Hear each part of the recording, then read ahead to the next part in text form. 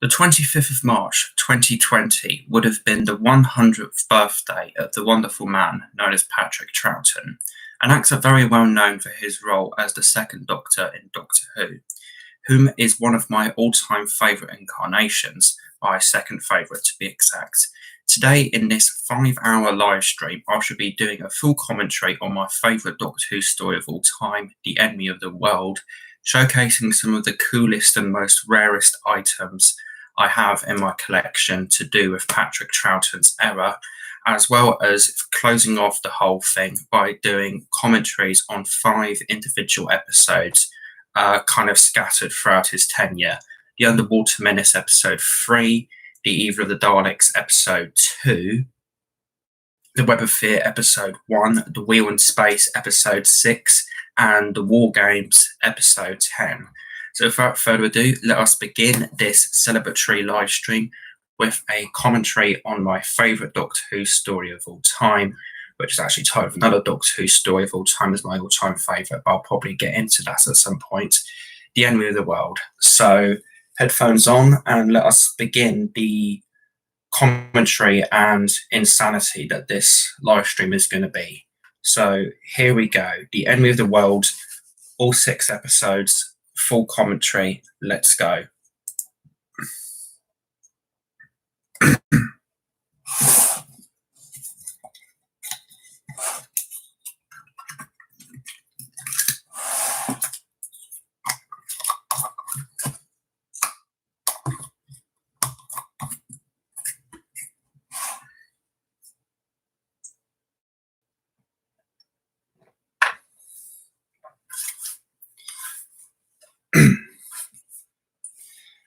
So yes, 2013 was a pretty damn significant year for the show of Doctor Who. It marks the 50th anniversary of it, as many of you probably will know, with the screening of the 50th anniversary special, The Day of the Doctor, and what have you, and many other celebrations.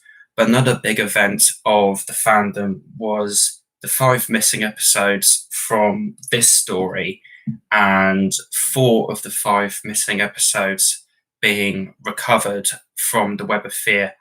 All of those 9 recoveries were announced in 2013 as well. In 2013, amongst all of the 50th anniversary chaos and what have you.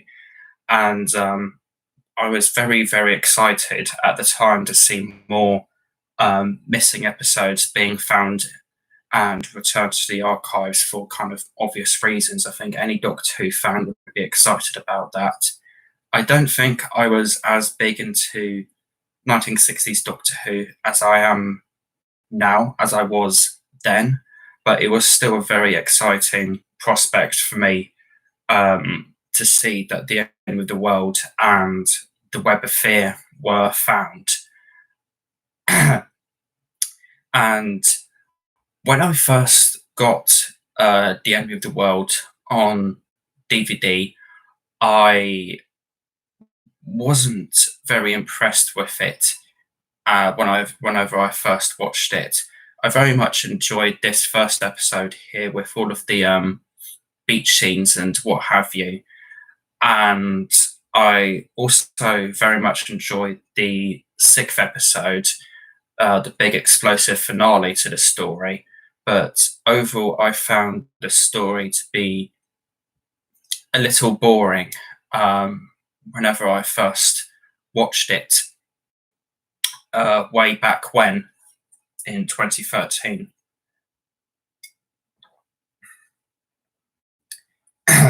However, whenever I came back to rewatching the story a few months later in 2014, I absolutely loved it. And with subsequent rewatches of the story, I have grown to absolutely love this story.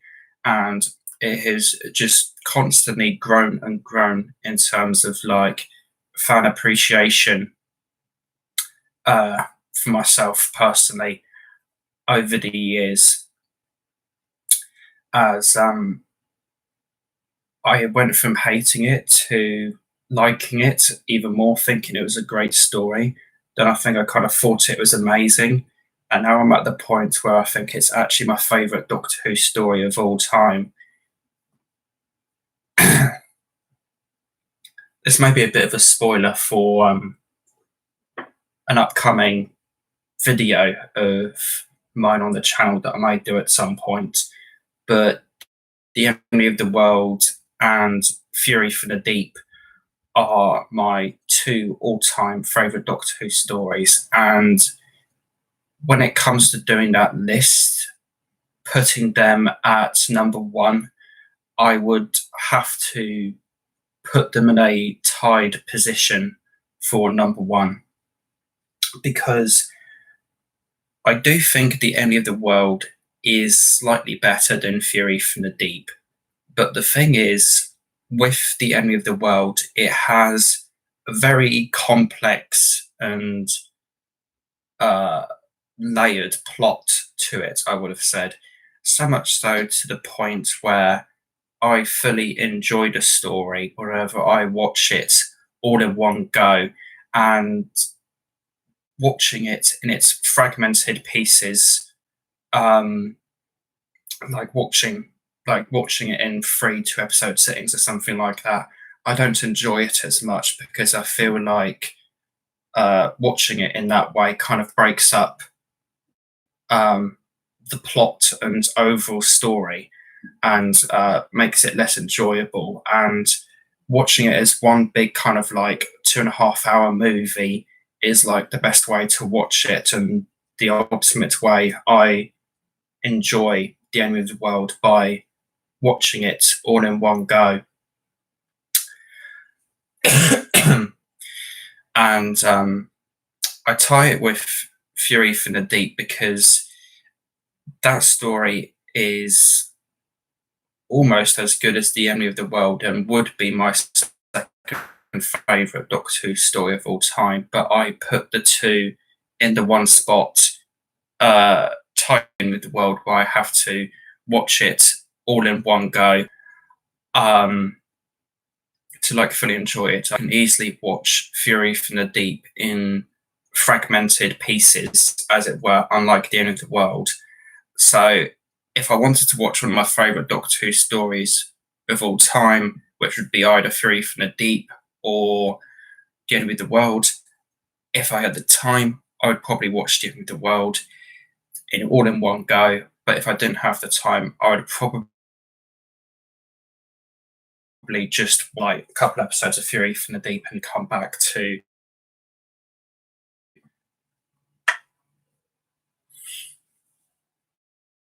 my all-time favourite Doctor Who story, because it's such an testament to and it has so many.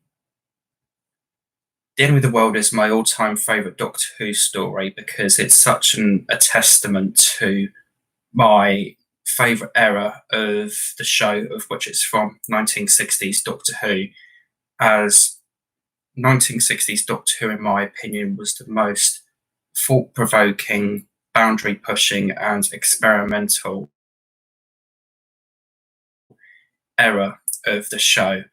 And The End of the World kind of proves how creative and wonderful that era was, in my opinion, with stories with elements in it like this helicopter chase, the sort of general plot, and also the Doctor and Salamander as well.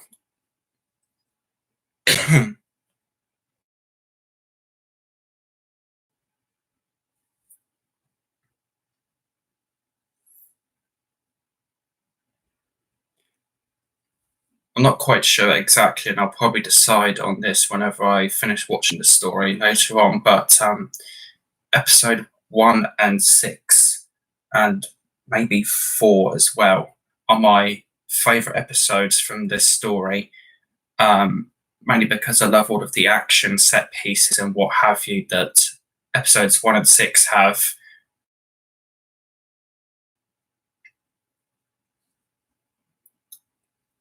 as it is very thrilling and very well done, and quite like um, anything else, quite unlike anything else in Doctor Who, I would have said. Although I guess you could compare it a bit to the Ambassadors of Death with that helicopter scene in one of the early episodes. I want to say episode 3, but I could be wrong about that.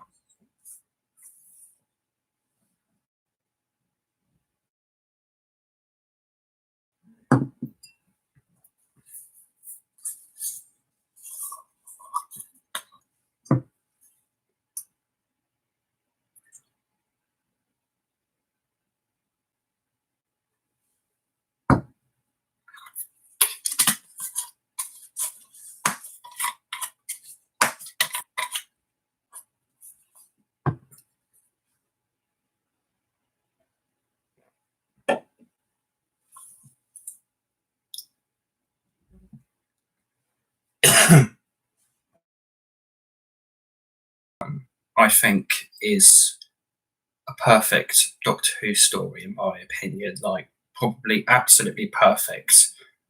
Um, Even considering that problem I have with watching it in like fragmented parts that I mentioned. Um, and there's many different kind of things I like to, obviously. One of the biggest ones is the characters in this story. All of them that are kind of shown in this story are just absolutely fantastic, in my opinion. And their character interactions and character chemistry is absolutely fantastic, such as this particular scene of the Doctor tending to Astrid's bullet wound, for example.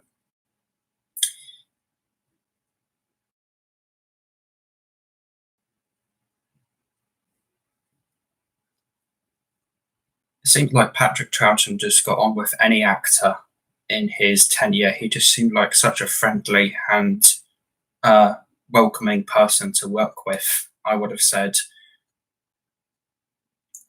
Because there's so many examples throughout his era of where is my microphone on? Hopefully that's all right.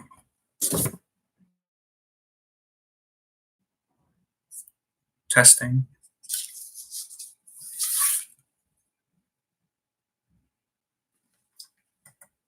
Hopefully my microphone's on. One moment.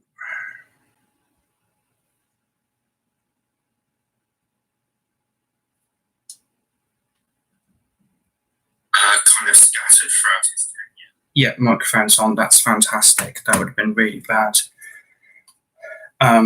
Where was I? Yeah, Patrick Troughton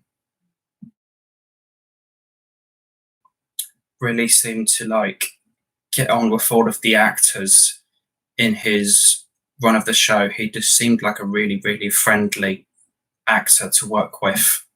And this scene with Astrid and him, with him tending Astrid's wound, is like such a testament to that, in my opinion.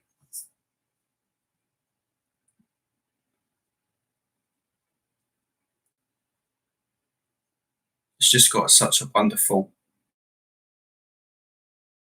personality screen, Patrick Troughton, which makes him such a great Doctor. Although I do think William Hartnell is a bit better because of his kind of overall characteristics. But Patrick Troughton would definitely be my second favourite Doctor, as he's so fantastic.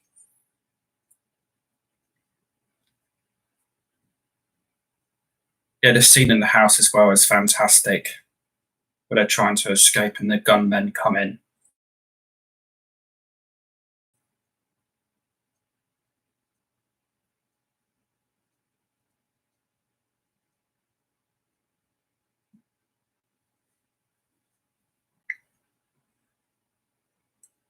It's such a well-structured story overall, particularly this first episode. Well, it is a very well-structured story overall, and there's so many good moments of like where the story is just so well put together, like this first episode, for example, all of the scenes and what have you. It's how it's all laid out. It's fantastic. Continues throughout the story, and it's just brilliant.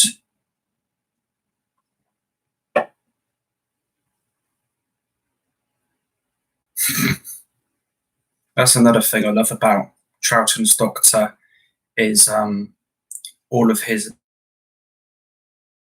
manner said, not a specimen in the glass bowl, you know.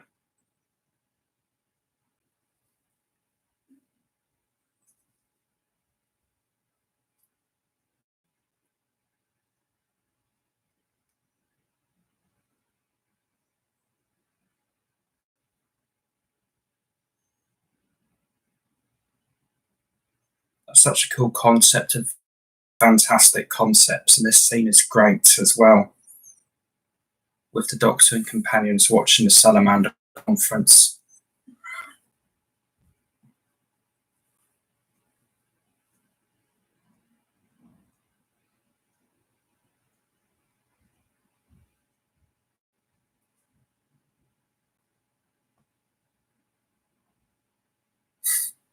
Guarantee.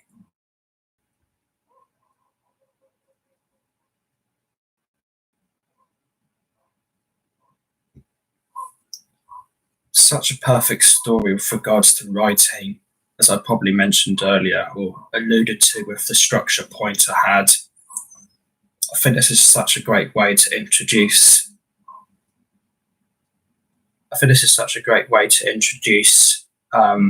Salamander into the story.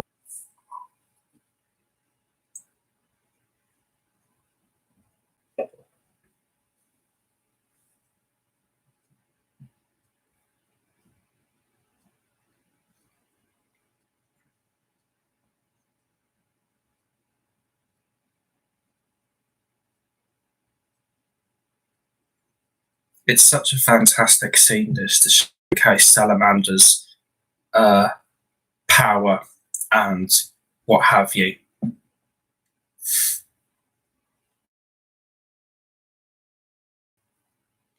Just showcasing what he's capable of, all of the robots and planting machinery he controls. It really kind of goes to show like how powerful of a character he is, and it's such a perfect way to it's just such a perfect way to showcase how powerful and of a character Salamander is, and it kind of really puts in your mind that Salamander really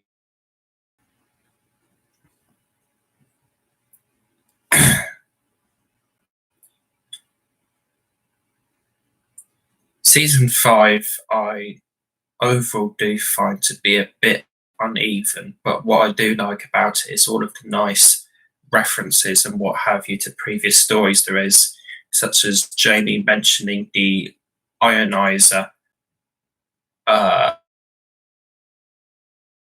there, which was Thing from the Ice Warriors.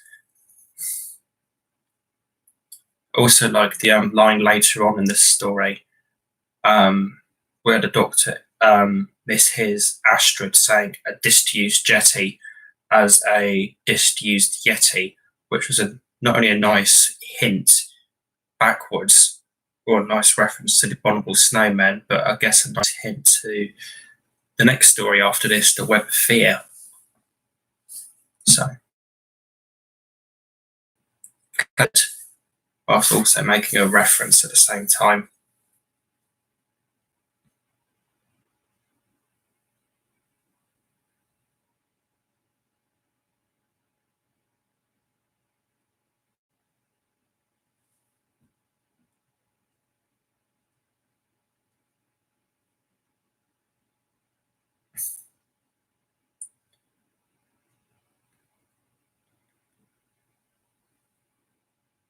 The way this story kind of like builds up and layers its original characters as well is absolutely fantastic as well. Kind of like building up their backgrounds and what have you. like Victoria asking by Giles, or if Giles Kent.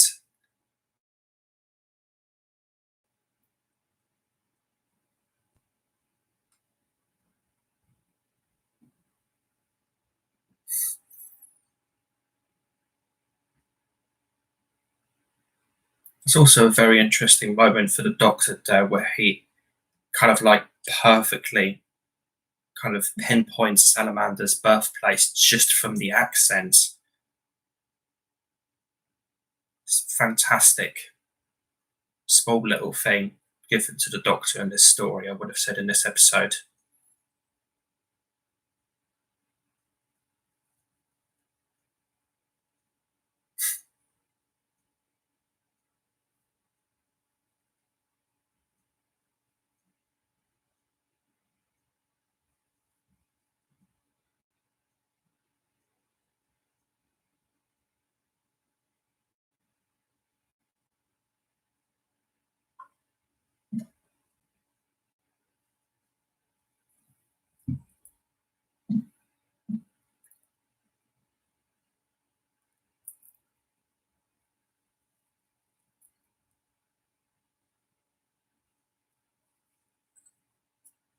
This is such a fantastic way to like implement the whole concept the story will have of the Doctor impersonating Salamander. Pardon me.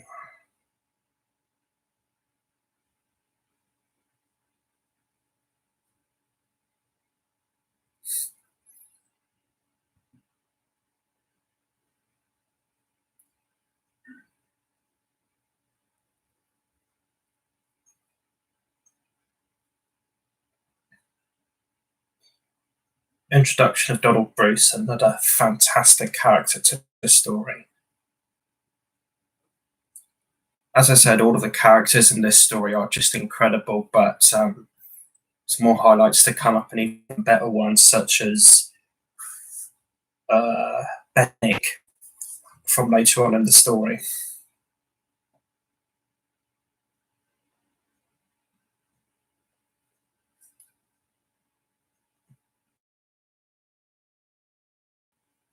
Good bit of animosity from Victoria there.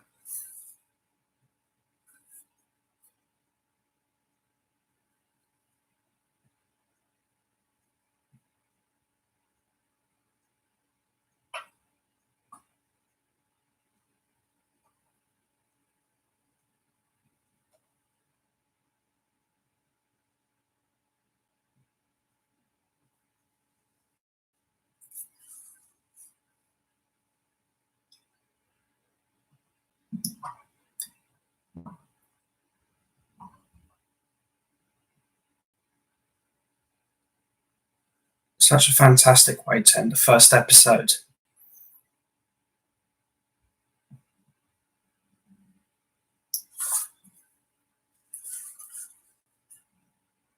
Overall, The Enemy of the World first episode is just absolutely fantastic in my opinion, and is probably one of the best opening, and yeah, is definitely one of the best opening episodes in Doctor Who history. Really, it just sets up the story so damn well. Definitely, with the introduction of Salamander and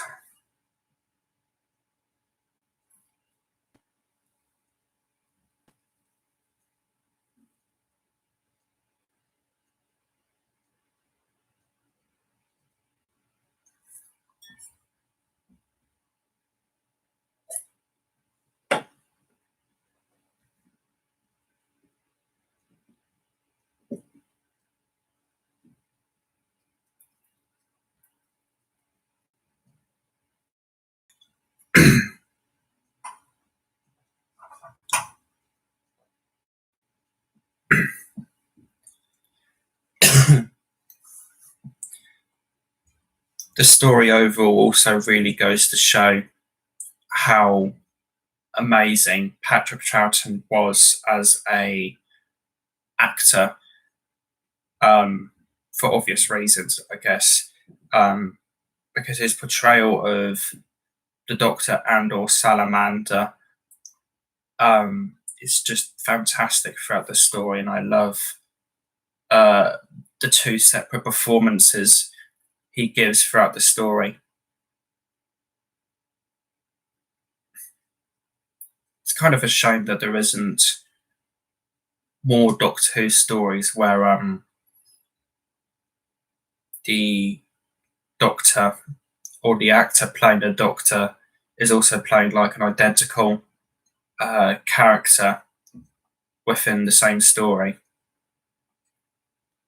I know there's the first Doctor story, The Massacre, but I'm personally not too much a fan of that story. But then again, I do feel like it needs another listen at some point, but not quite sure when that is going to be.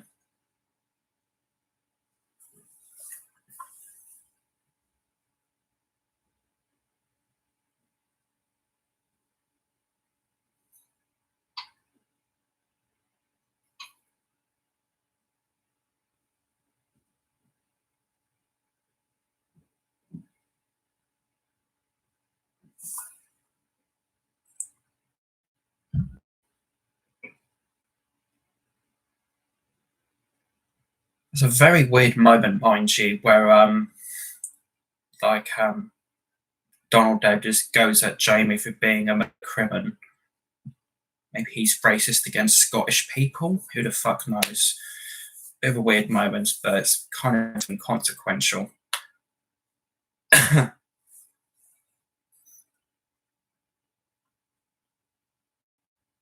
opening to this episode, introduction as well to like how Salamander, what kind of power and control Salamander has over his officers, such as Donald Brewster.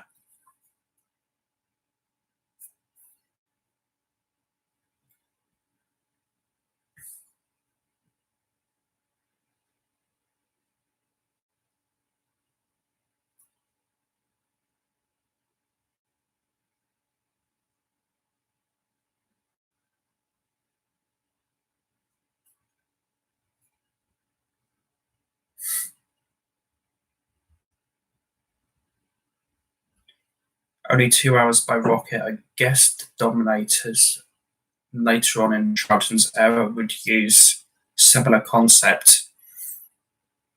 Yeah, I think it does.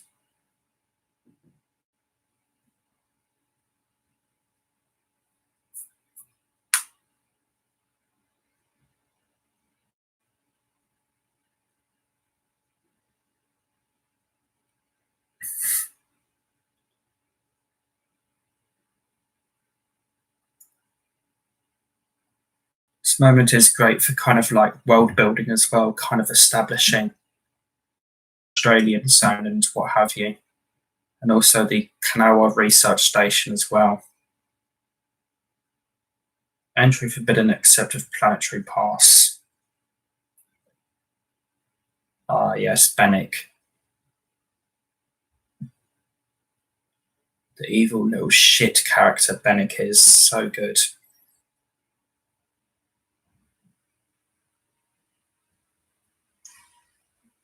Probably one of the best villain characters in Doctor Who, in my opinion, Bennick. Such a fantastic performance by Milton Johns, I think his name is.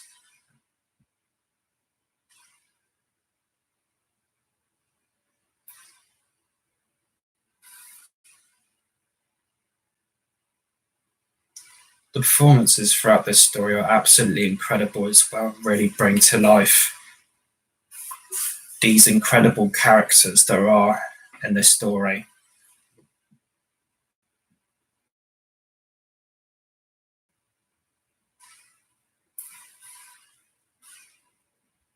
Bennick is extremely well performed and characterized throughout this story overall, I would have said.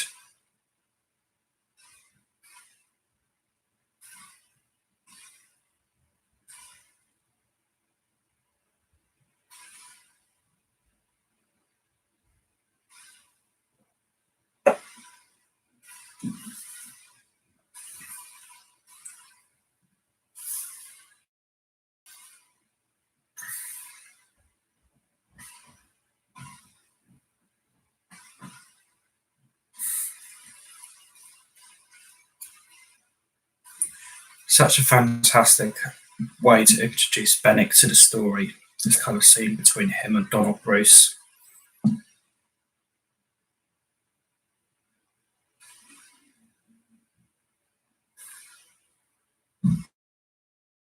Really kind of goes to show and sets up how slimy of a character he is so well, I would have said.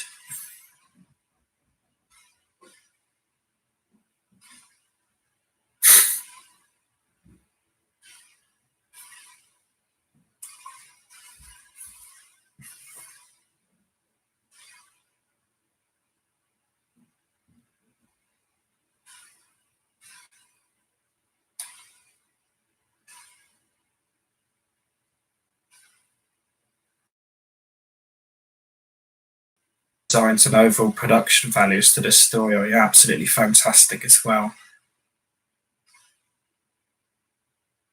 So well built, this story, if you want to put it like that. In terms of like all of the set pieces and costumes the characters have.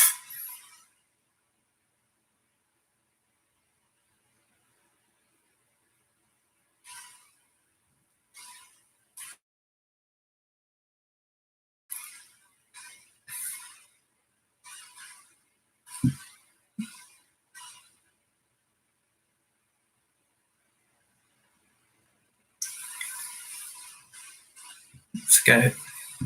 Farrier, that's it. Such a fantastic character as well. As I said, all of the characters in this are fantastic, but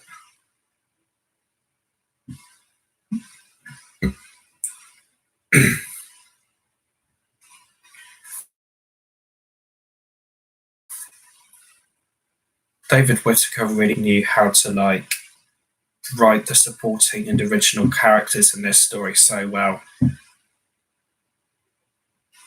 All of them have such like very good paths and directions that they go in the story, particularly Farrier and Salamander, and probably quite a few others throughout the story, such as Astrid and Giles.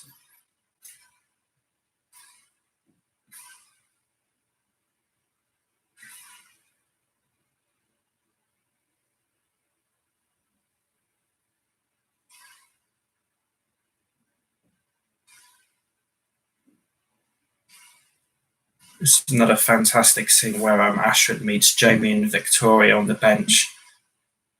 Very realistically done, I would have said, and it really does look like they're actually filming in a park. They filmed it in a studio, because that was part of the course with 60s Doctor Who.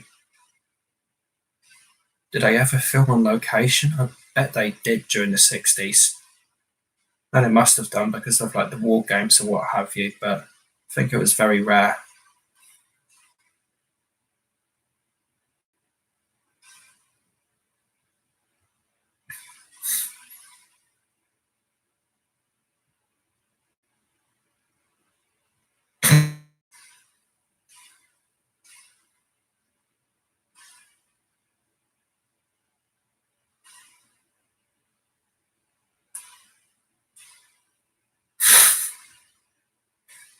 It's a fantastic bit there.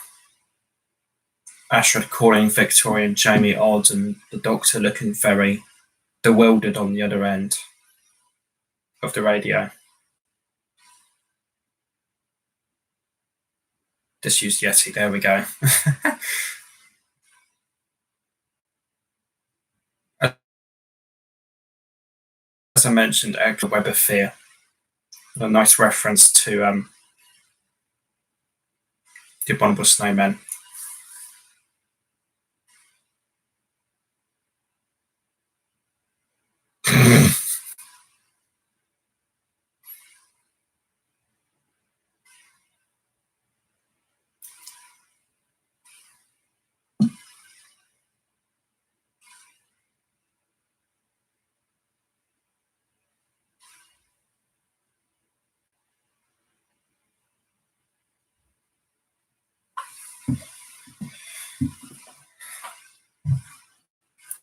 and Salamander's character as well.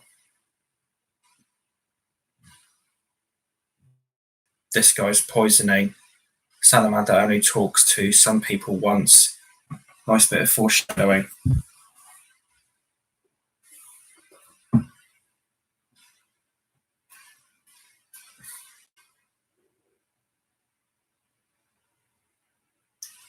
think she even references it.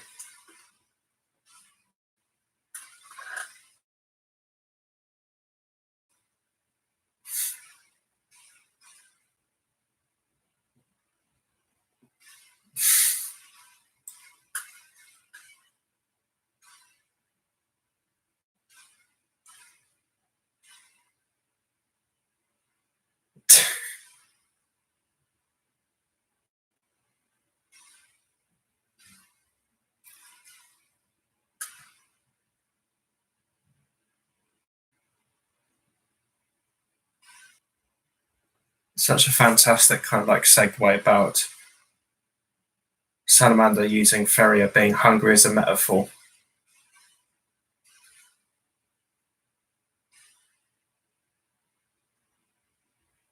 Comes in Jamie.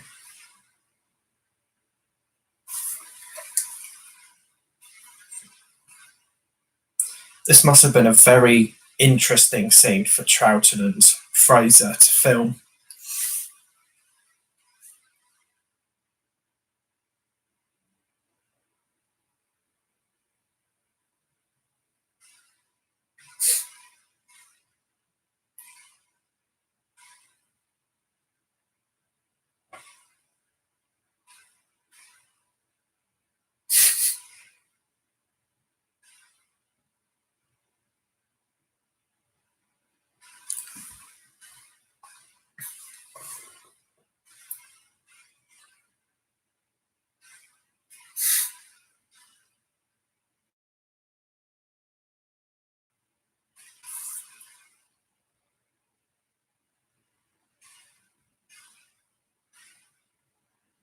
Very good scene between Jamie and Salamander.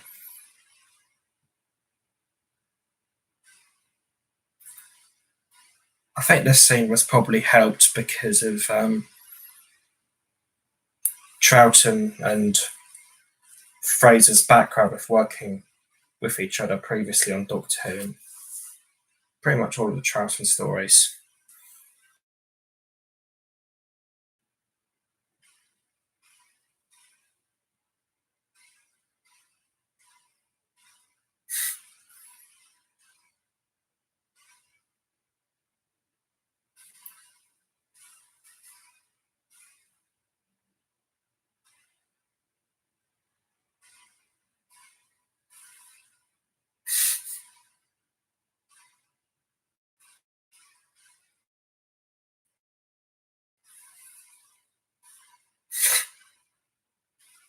There are so many fantastic lines in this story. Farrier, so you get some proper clothing instead of this skirt.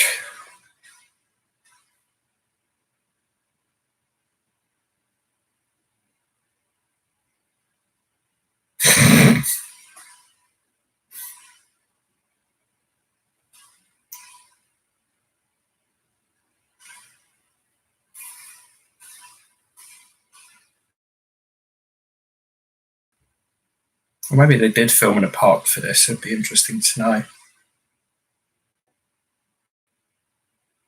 Because it really looks like they did.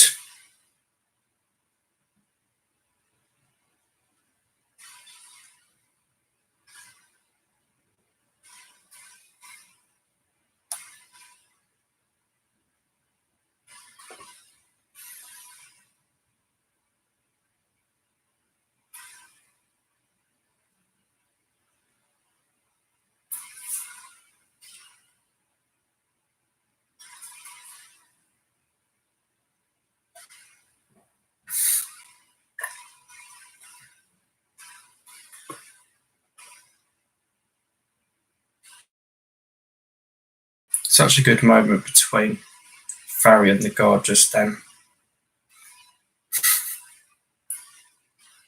Farrier. Boo-boo.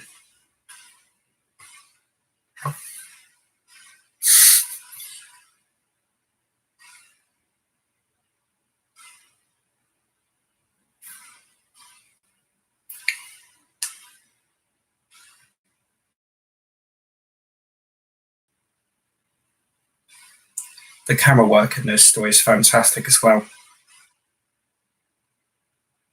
All of it's kind of like different angles and what have you. Fantastic direction by Barry Letts. Because that was in a way a foreshadowing to his very prevalent work on Pertwee's era. Was he even a director for that era?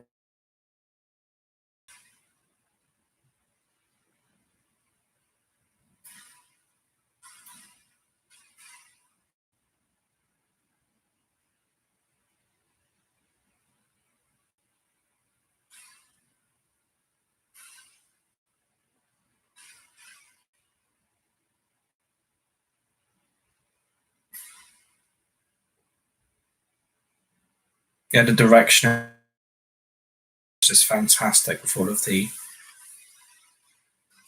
choreographical ways and directorial ways the story's put together. So many clever bits of camera work and so many wonderful shots of the story as well. Some of which are very well lit as well, such as this one. So much to appreciate in this story, it's ridiculous.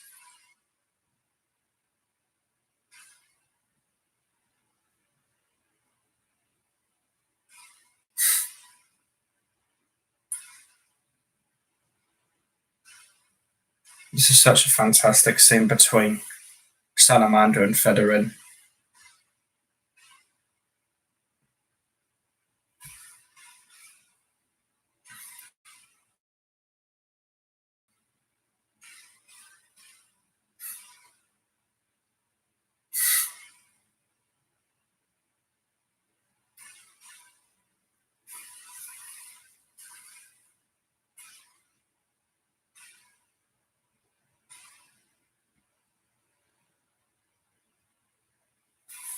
This is such a fantastic way of like laying down the groundwork for the storyline concept of Salamander controlling all of the natural disasters and what have you that will happen.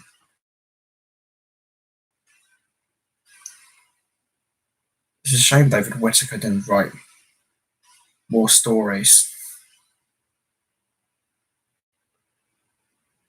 Oh, here we go.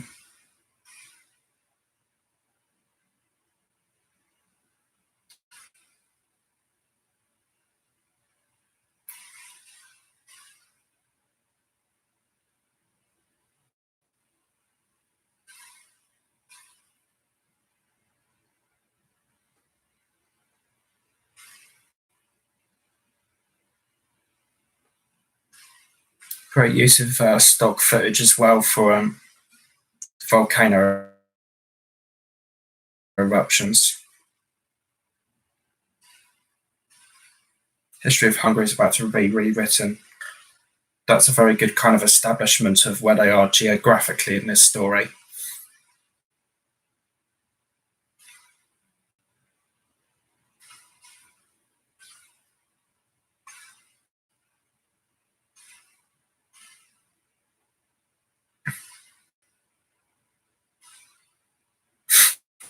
It was nothing, come and look.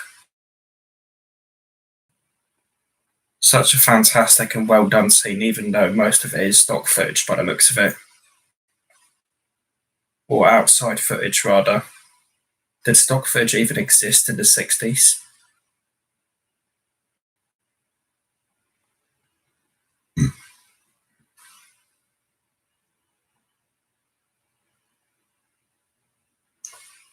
That's such a good frame of like Salamander pointing at him. So good. I think I used cutouts December 2018, funnily enough. I say funnily enough because that's also the expiry date on Astrid's helicopter license, which you can see in episode 1.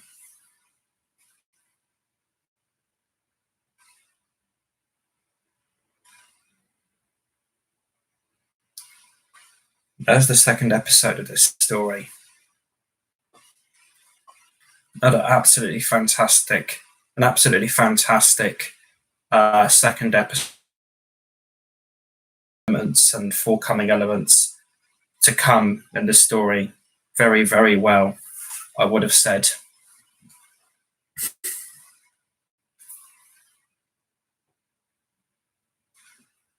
With Salamander controlling the volcano, or the foreboding, or the foreboding to Salamander controlling all of the natural disasters with that ending.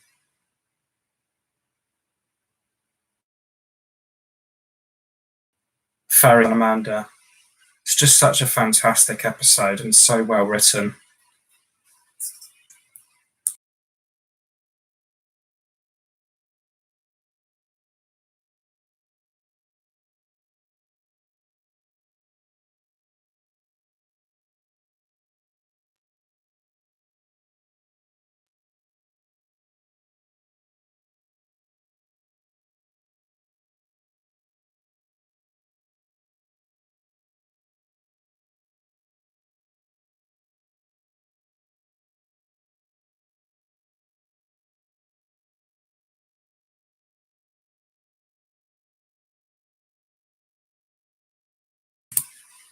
It's a bit of a jarring start to this episode 3. Strict bridging point between episode 2 and episode 3 in terms of like connecting the episodes via the cliffhanger at the start of the episode. That's pretty typical with old Doctor Who. So a little bit of a jarring start to this episode, but it's again a really kind of inconsequential problem that I have with this story. I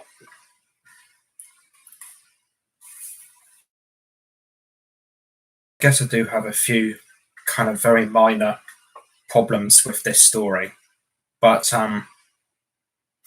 they're so inconsequential to the point where it just doesn't really matter. Like so tiny and minuscule, such as the bridging of episodes 2 and 3 there being me not enjoying the story as much by watching it.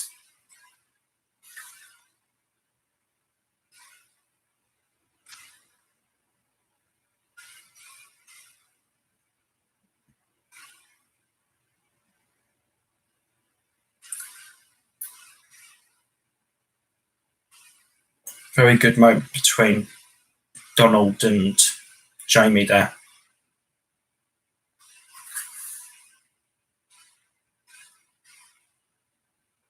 Why does that guy look like me without a beard?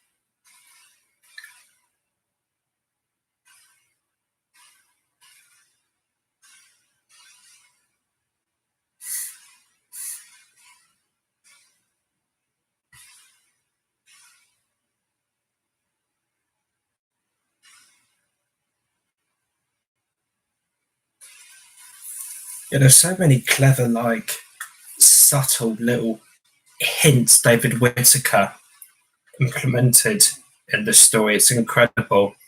Like Dennis requesting a book on foreign travels, which is a really nice reference to how they're in Hungary right now in the Central European zone from Australia.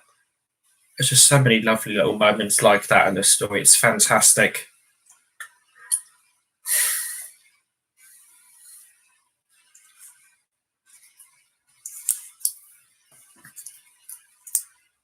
There's a bit of a silly moment between Victoria and the cook, I will admit.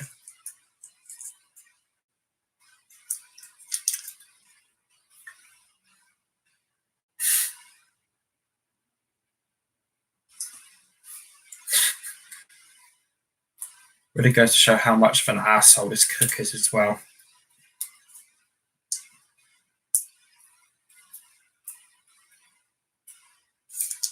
So many characters in this story that are just complete arseholes.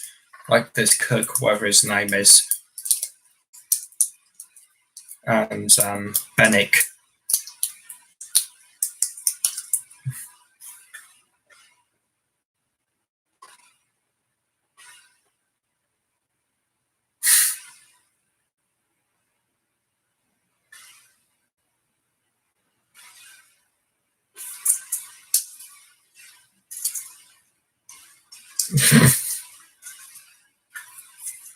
So,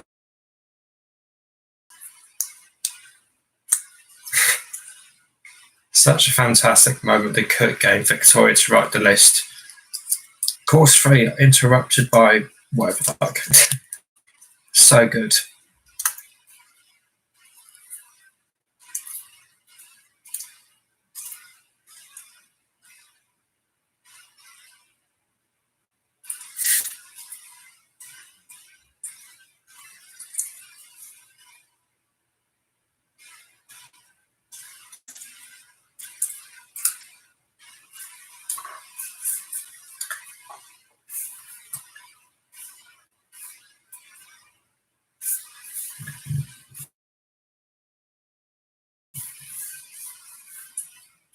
So yeah, it's a shame that this was the only existing episode of The Enemy of the World for several years until the rest was found.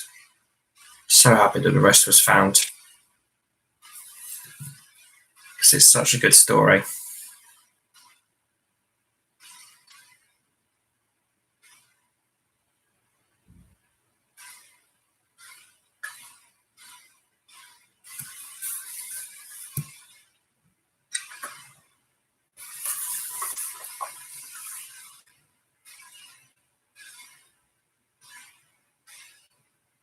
Really good moment between Jamie and Victoria. There was such a good, timeless crew between each other. I remember watching a thing on YouTube all the way back about the Web of Fear and Enemy of the World being recovered, and both Fraser and Deborah were being interviewed about it. And I remember Fraser saying that he really wanted to see Evil of the Daleks back, and Victoria really wanting, Deborah Watling really wanting Fury from the Deep back. Shame Deborah Watling will never be able to see Fury from the Deep again. I wonder what she would have thought about Fury from the Deep being animated and what have you. One can only wonder. It's a shame she never got to see it again.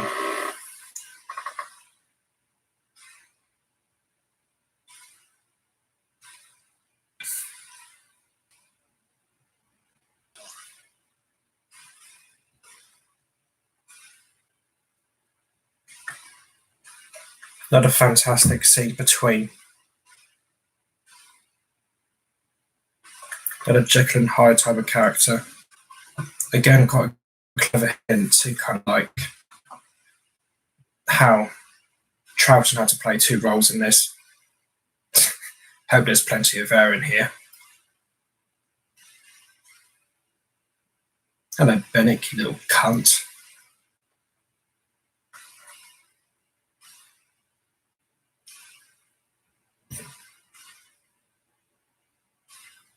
It's very clever. Of himself up on the wall. I think that's the first time I've noticed that.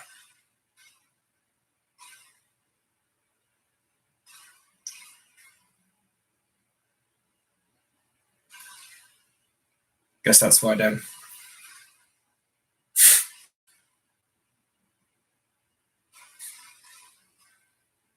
Such a fantastic performance by Milton Johns. It was just an accident. Such an evil, slimy character.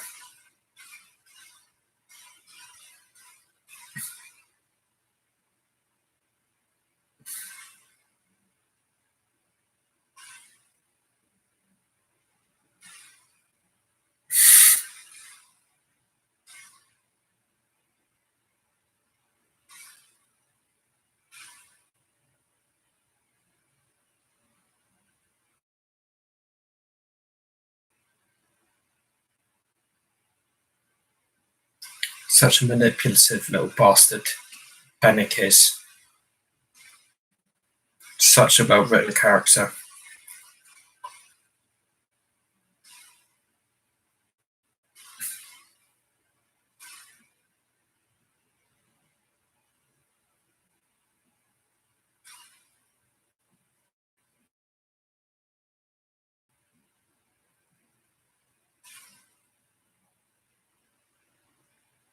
That's such a fantastic line there from Troughton. Such a shame. People spend so much time liking nice things and other people come along and break them. Such a fantastic line.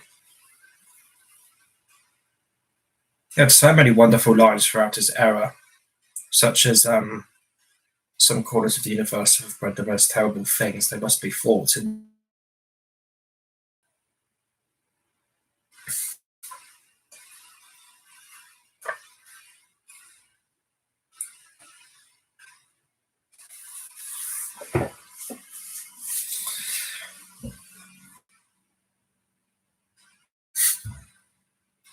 Yeah, I was being a bit of a pervert there.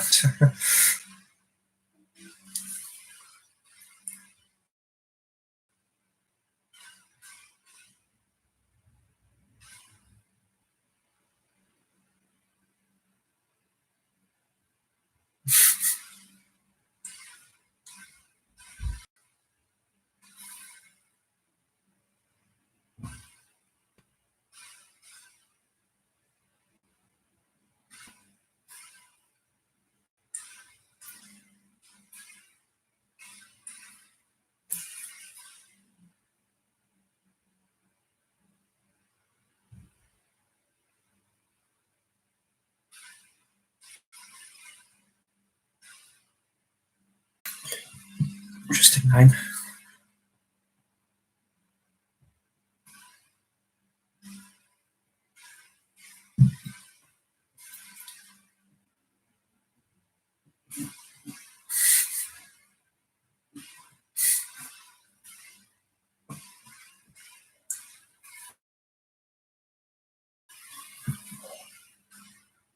That's a very weird line. Griff saying, "Oh, I'll get the sack tonight. Maybe they'll shoot me." That would be a relief or something like that. Less to worry about. Is that implications of depression? Is that a depressed cook in this story? Interesting detail. Complete opposite from Farrier on the soup.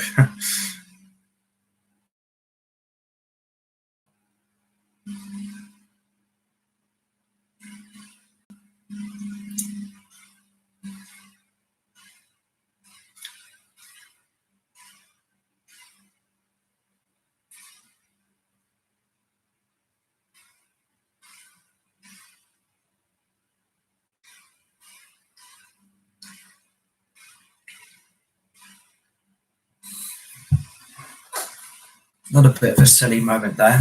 Surely Victoria would have noticed him taking the salt, but you know.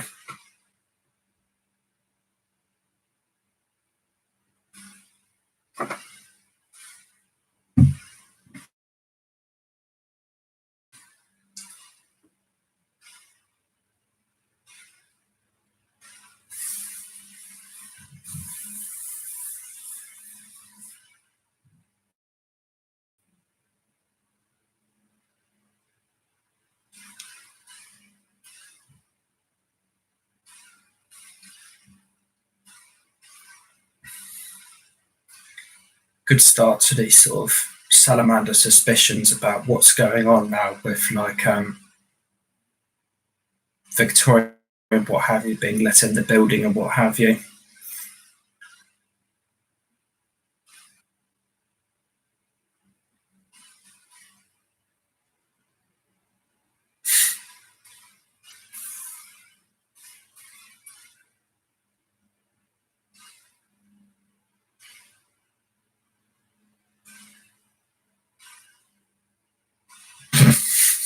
And how do you cut a steak for spoon? So many good lines. It's Very small looking steak.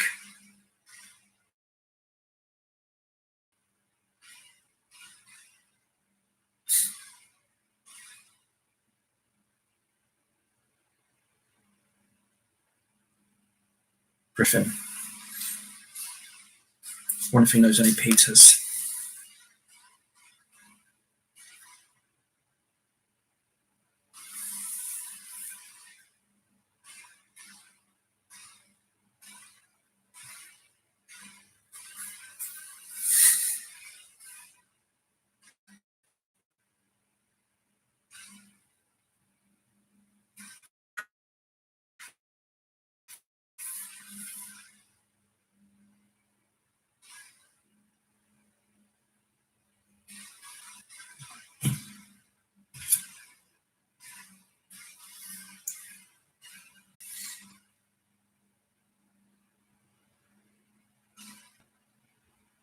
They just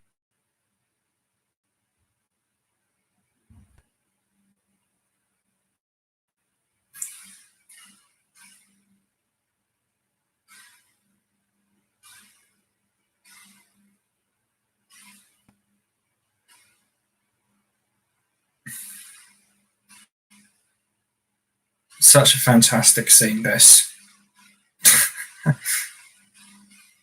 Salamander is such an evil character and so well written in this story. It's fantastic.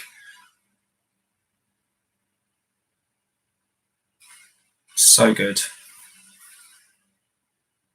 Oh, this is brilliant as well.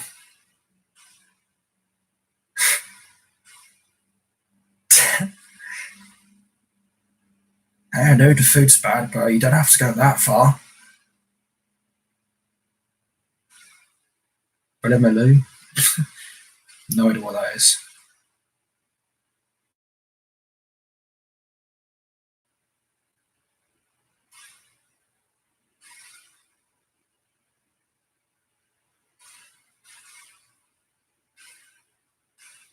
And jump cut.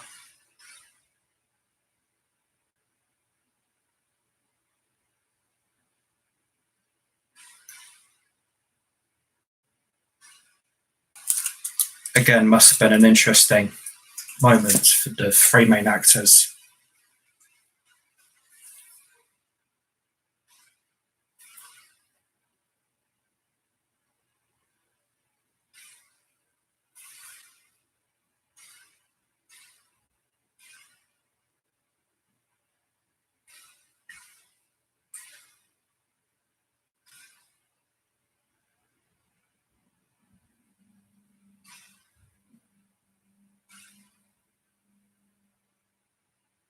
So well lit as well, this scene.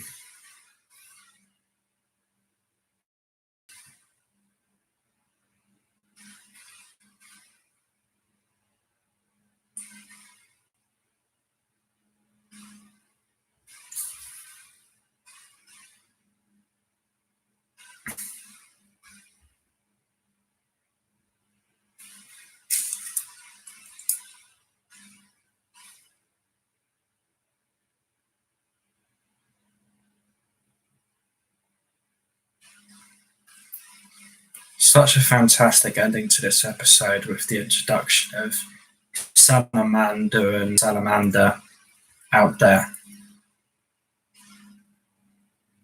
Such a fantastic episode, and it's a shame that it was the only one that existed for such a long time, episode 3, but thank goodness it's been restored to its full glory, this wonderful story.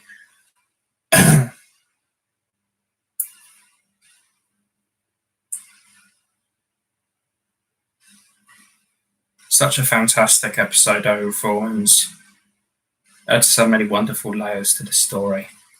As I said, the overall structure to the story is incredible, I would have said, with the way David Whittaker builds so many layers and what have you up, and just the whole construction of this story is fantastic. Episode 4 time, one of the strongest episodes of the story from my memory. In fact, all of the episodes in this are really, really strong.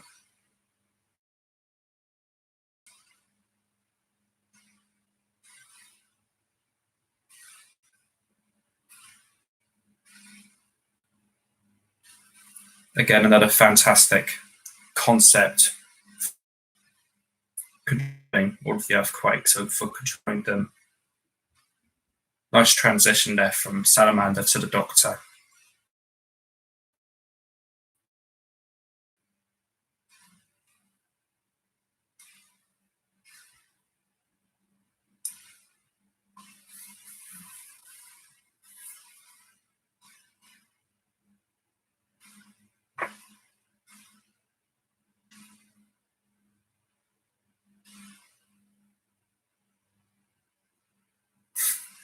Not exactly conspicuous, are you?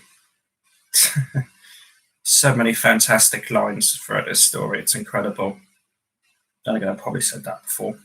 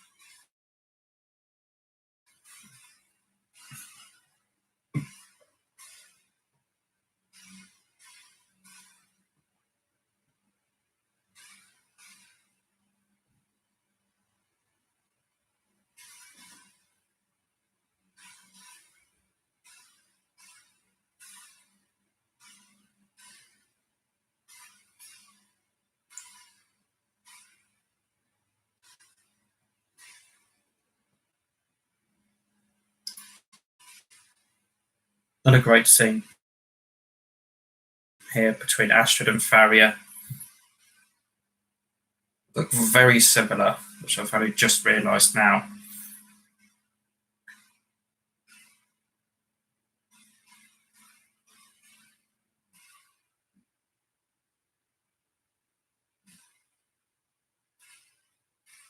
Fantastic bit of character extension there for Farrier. Her wanting to kill Salamander.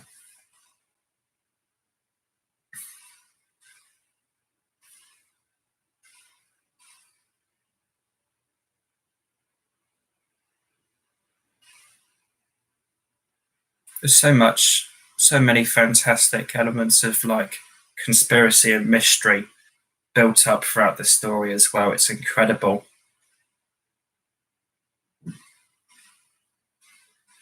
Like the mystery of who the Salamander impersonator is, Faria being spotted just then, etc. It's so good.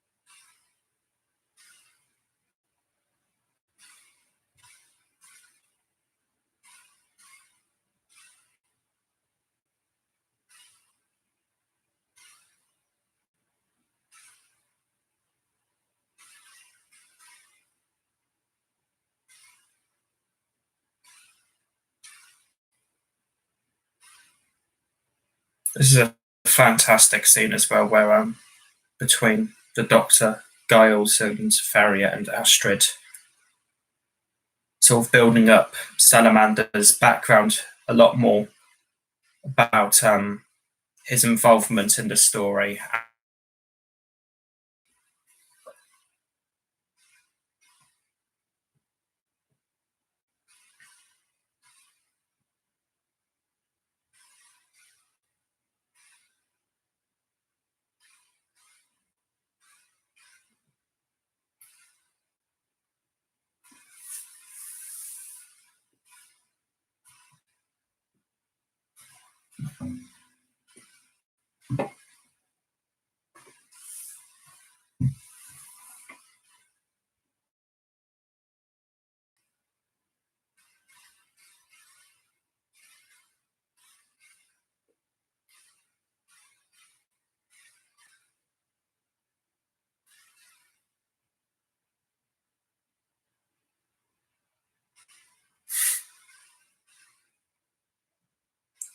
probably one of the best villain characters of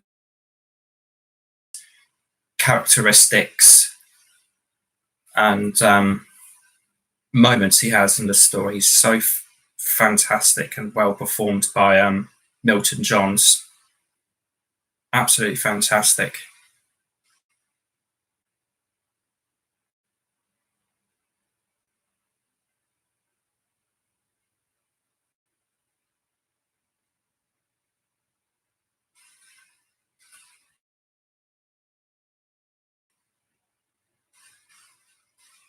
This is an incredible moment in the story between Giles and the Doctor, about Giles wanting to execute Salamander and wanting the Doctor to do so, and the Doctor being strongly against it. It's so good.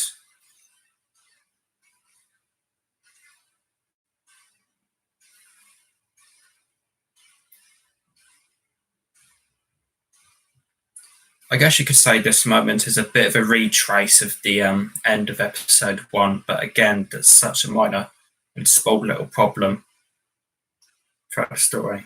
Yeah, the story's kind of like has quite a few of those little moments where it has minor little problems, but as I said, they're so inconsequential and meaningless that it really doesn't matter.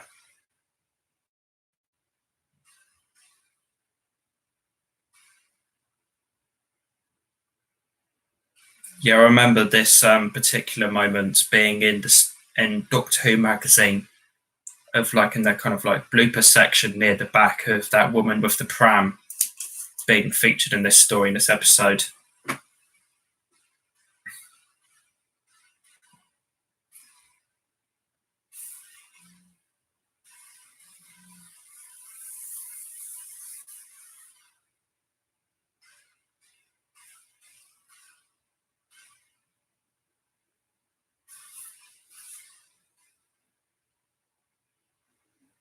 Another such a fantastic moment here.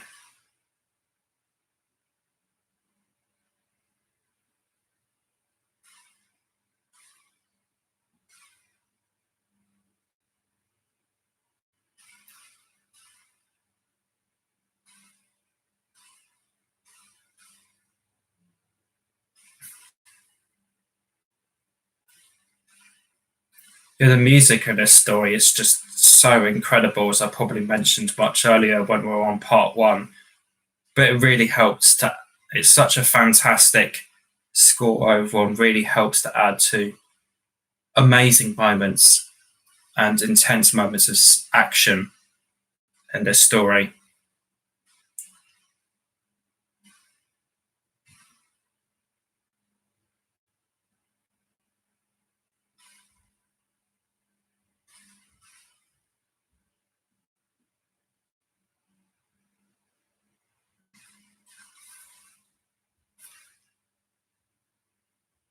There's also some many amazing moments where Bennick just loses his app. It's just there's so many wonderful moments where Bennick just loses his mind in this story, such as him screaming "shoot to kill" there.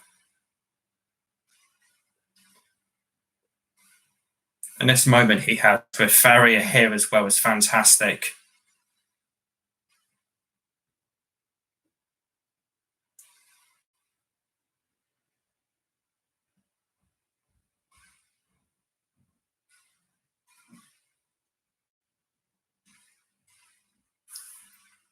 Really goes to show how much of an evil character he is.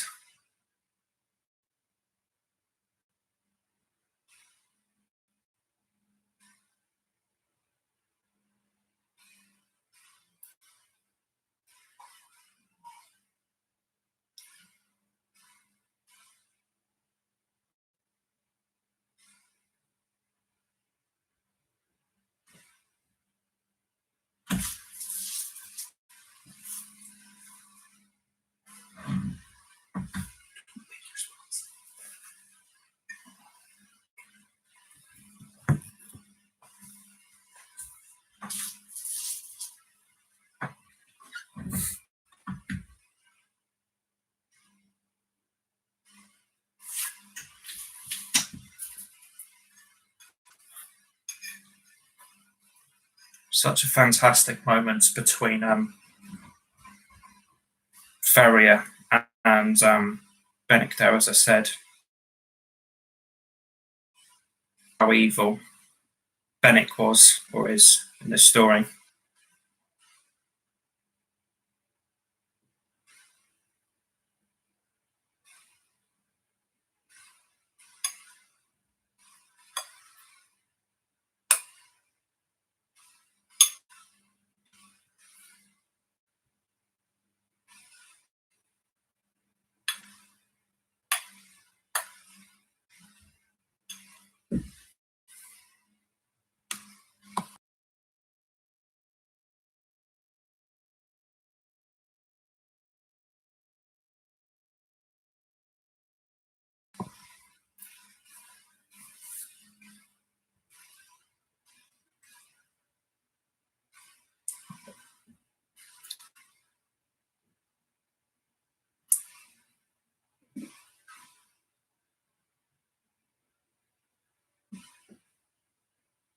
Some fantastic character chemistry there between Salamander and Bennick, I would have said.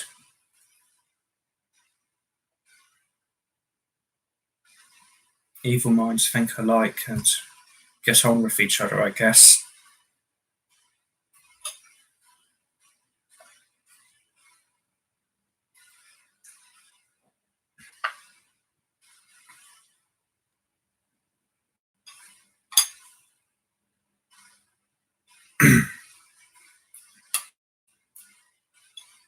This is such a fantastic moment in this episode and builds up its quality of like Salamander locking down his research room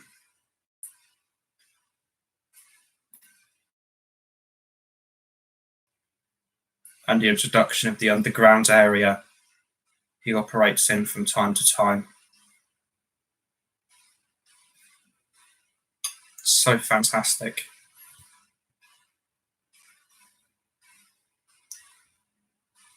Again, the production design and production values here and the set building is absolutely fantastic. Once again,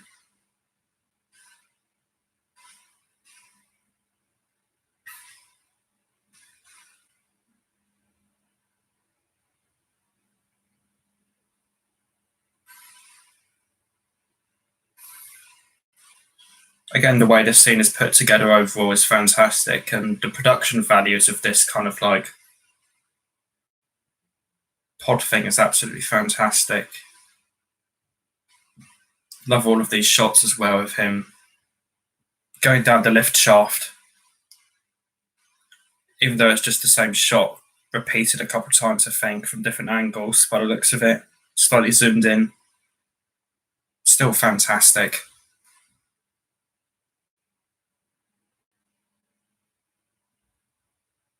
Guess that's a bit of a different one. Just sort of touchdown one.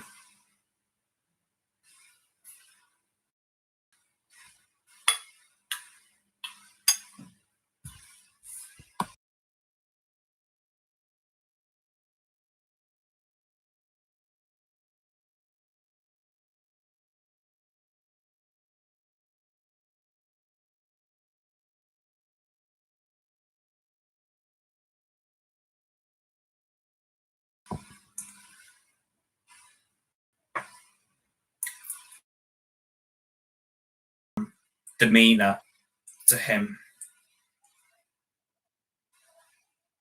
It's like a big evil monster lurking under a still and calm lake. That evil is just waiting there to burst out of Bennick.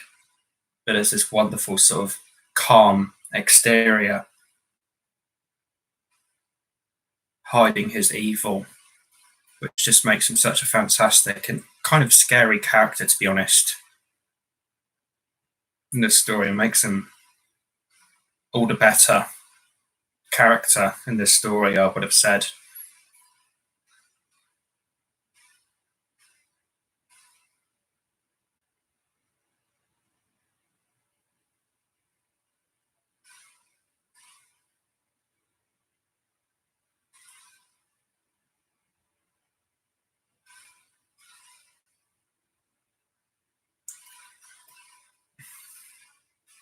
And this is such a fantastic idea and concept for the story as well, of how Salamander lied to all of these people just to do his dirty deeds. It's such a fantastic idea and concept. It's so good.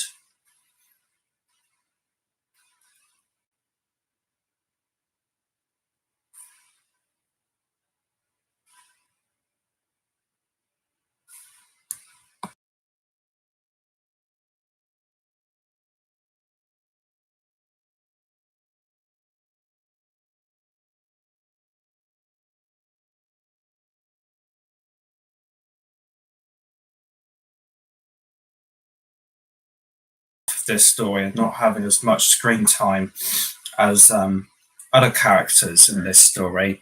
These sort of underground characters here, or sort of underground based characters, are so well characterized, what have you. And David Whitaker throughout this story just really knew how to like write and characterize each and every single sort of character shown on screen, no matter how no matter how long their tenure was in the story. It just really goes to show how excellent David Whitaker was with regards to crafting characters, which is especially apparent in this story.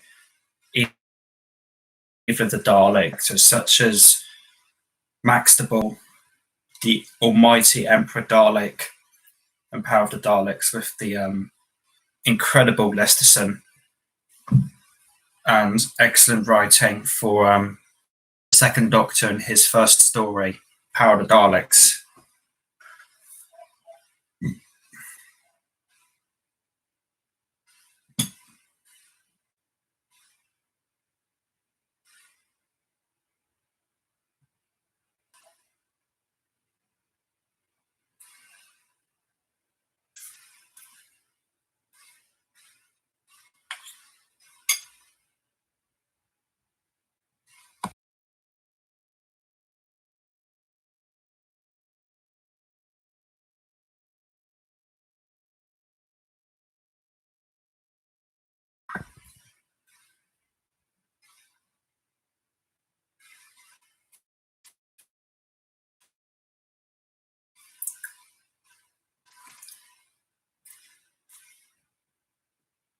I guess goes to show as well how evil Salamander is, keeping these people down in there for 5 years. Just really goes to show how evil Salamander is, keeping all of these people in this kind of like basement facility for 5 years, getting them to do his dirty deeds. Just goes to show how evil and manipulative this character.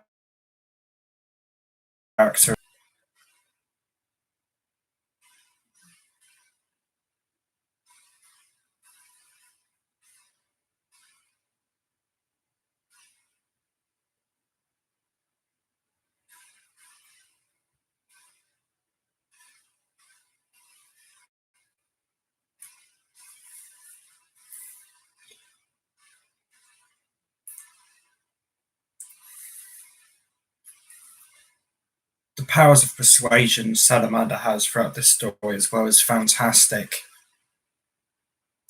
It's so well written.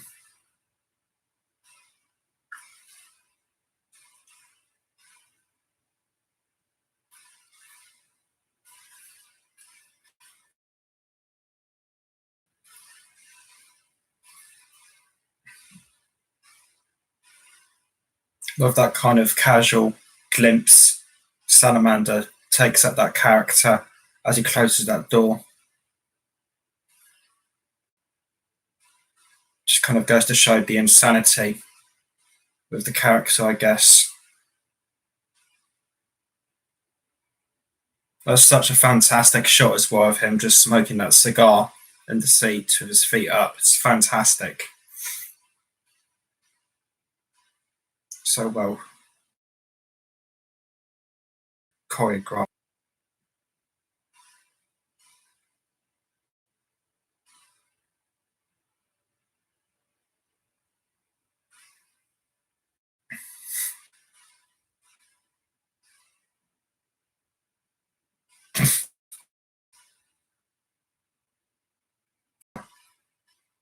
fantastic end to this episode as well,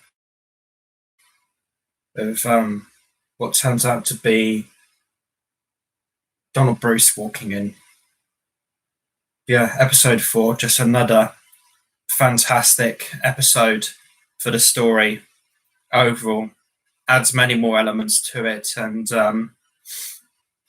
just builds up the story, and it's so fantastic. And that's another thing I love about The End of the World. It's a very complicated plot, and it really takes its time to sort of different elements to it, and then it just all builds up and culminates and ties up so fantastically in the absolutely epic episode 6, which is an incredible closing episode to this incredible story. And here we go on to the penultimate episode of the story, the 5th episode.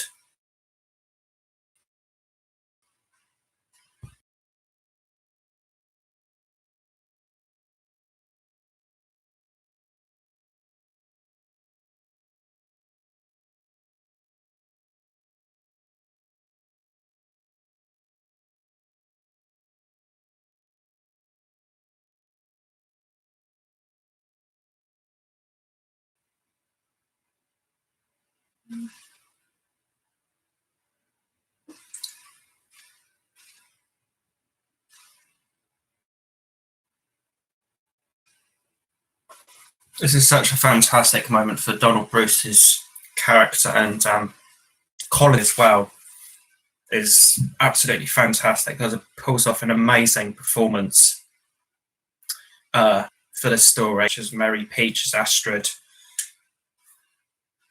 Patrick Troughton, obviously, Milton Johns, Colin Douglas. There's so many fantastic actors in this story.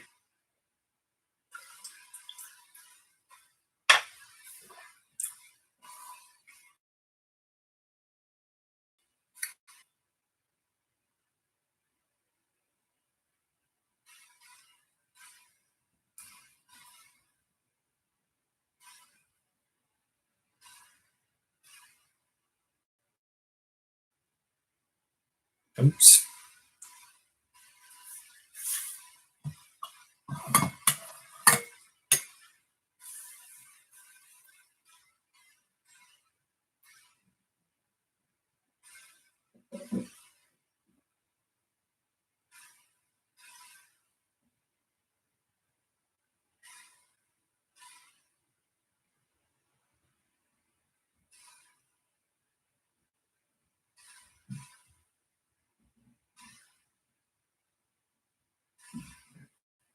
That's a really good kind of moment for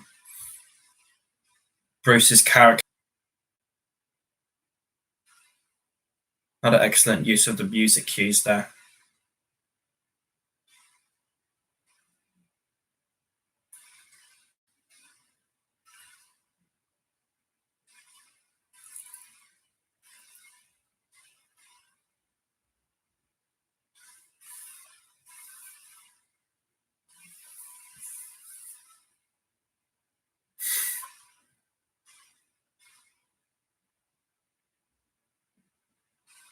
There's so many fantastic lines like that in the story. It's going to be interesting to question them. I feel that they're stubborn.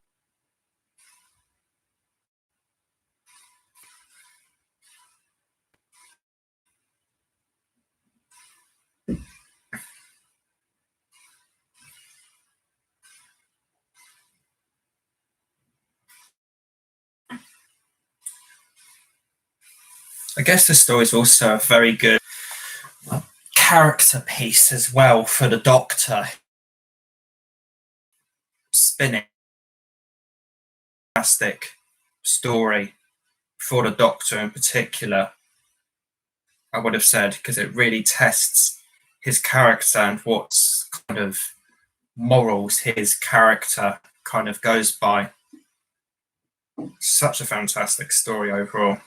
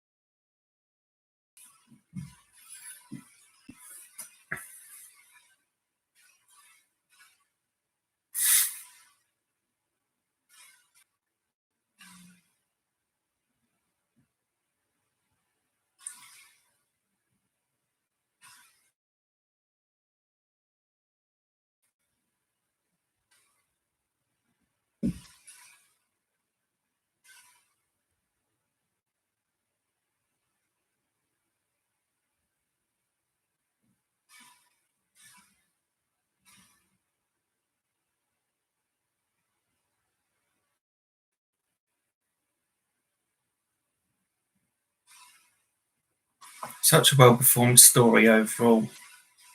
Well, the minor little details of them carrying the boxes make it look so realistic that they are full of stuff and heavy. It's so good. Like all of the intricacies each kind of performance has in this story, particularly for the main characters.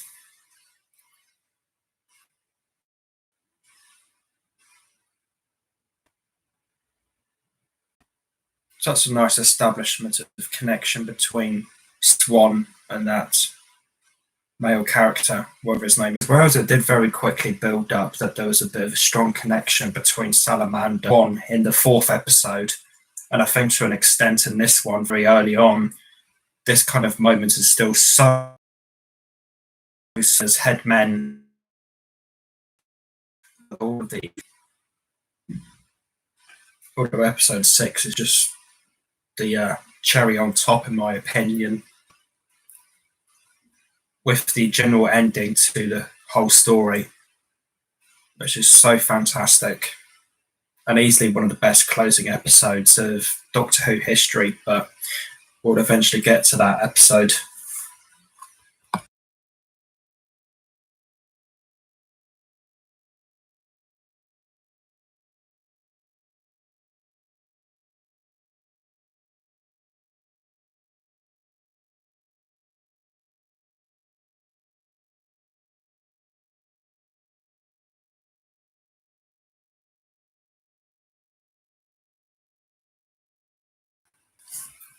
How Swan has realised how corrupt and misleading Salamander is, in turn leading to telling the rest of the people about how he's persuaded Salamander that he has taken him up to the surface, that he's taken him up to the surface.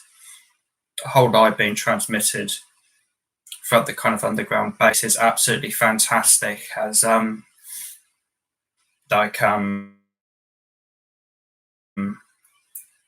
it it just sends Colin into a craze. Such a fantastic moment. Yeah, this is probably my second favourite sort of 5-minute sequence there of Swan finding out what Salamander's really been up to and what spying has told there. It's just so fantastic.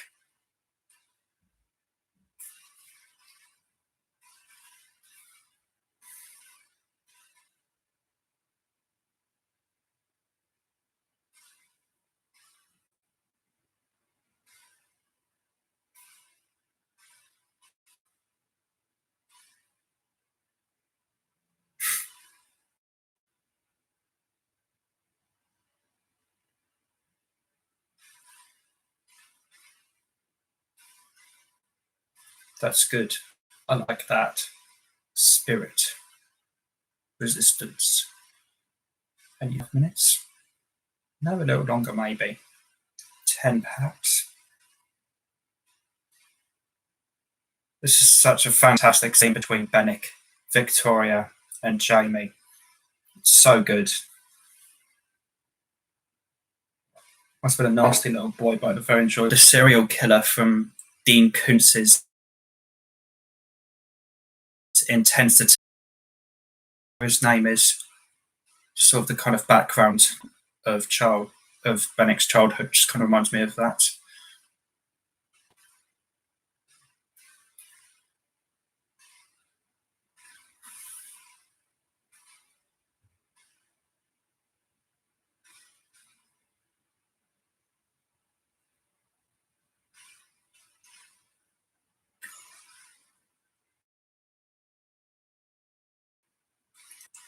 This is probably the best scene with Bennick in the entire story, because he's such an evil cunt, especially in this episode. And this moment of Garden really goes to show how evil he is. So well performed, so well written.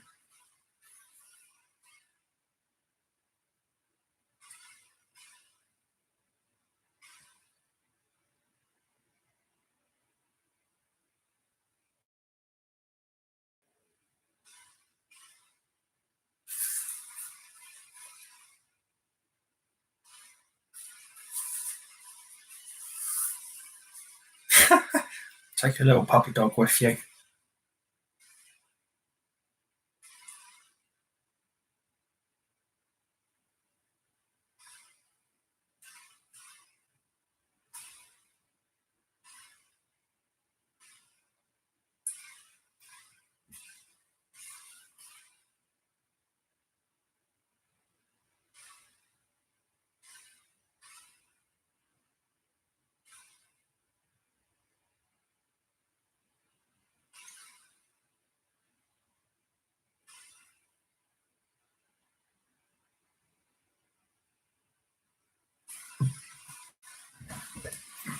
This is a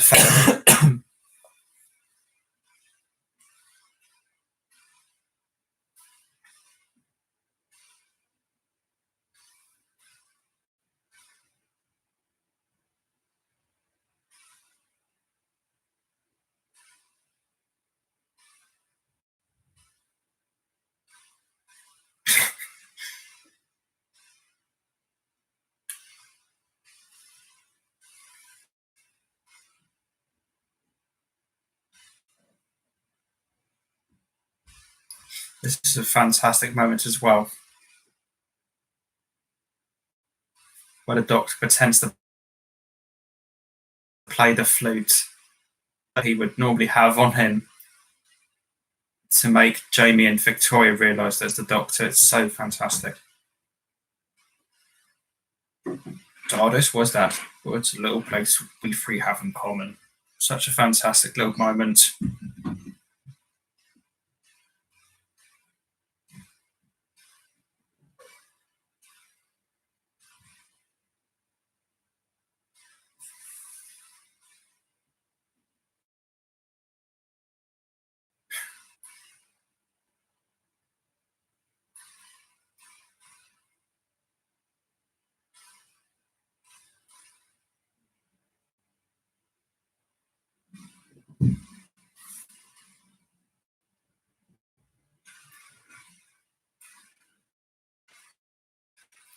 Story just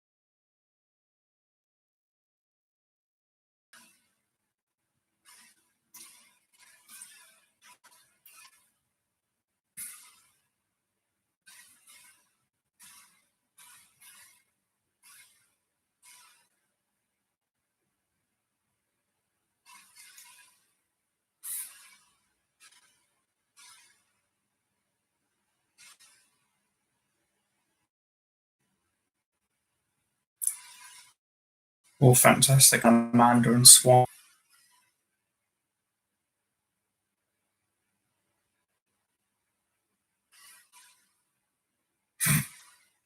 Yeah, this I would agree. This is I would say this is a little bit of a silly moment as well.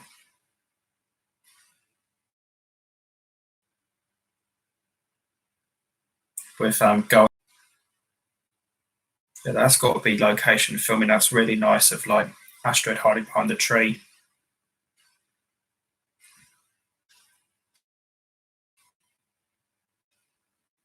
and crawling through bushes and finding Swan.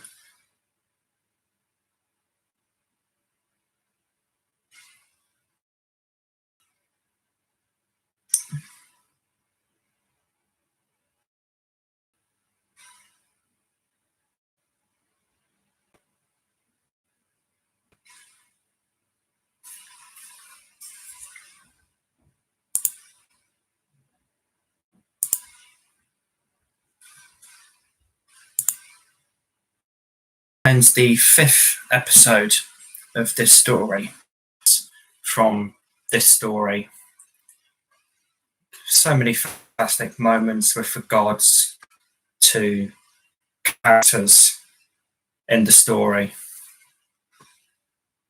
It's absolutely fantastic, and it just builds up so magnificently towards the absolutely incredible episode. But yeah, so many wonderful moments with regards to characters and what have you. And it further proves, and episode 5 further proves like how well and how wonderful David Whittaker was for crafting characters, I would have said.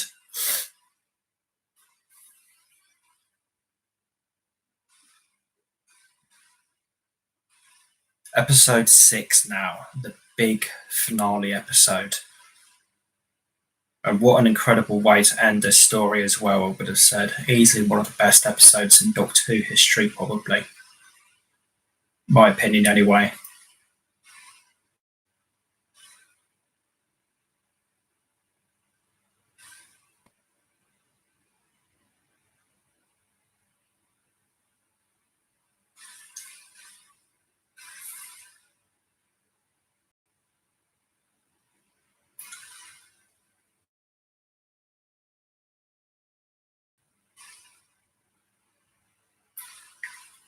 I think it's particularly amazing how much this episode packs in as well, in particular. It's pretty apparent in other episodes of the story, but in particular, it really goes to showcase how amazing it all packs in this episode.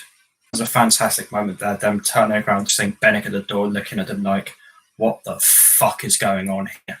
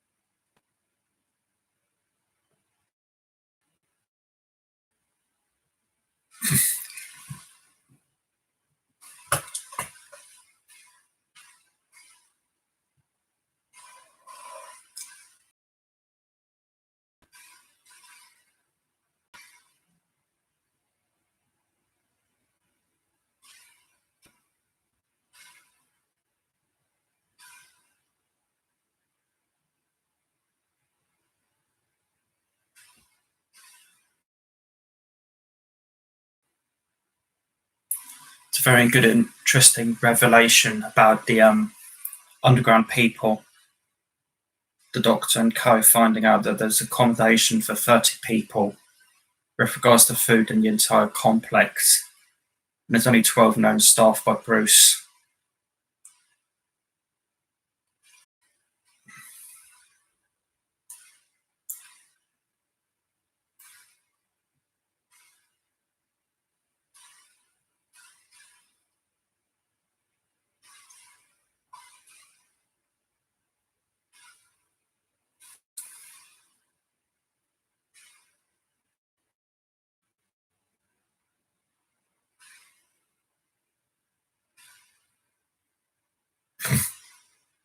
Redhead, is that your wife? Funny moment by Jamie.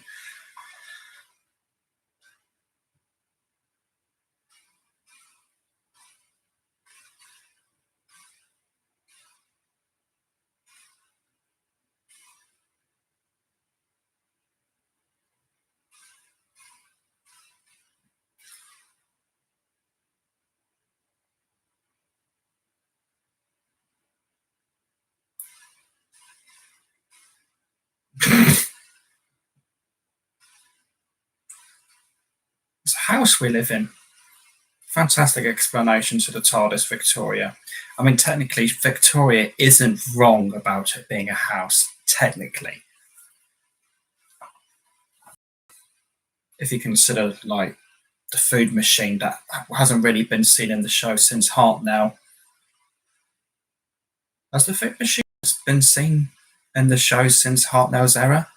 I honestly don't know. Something I might have to look into.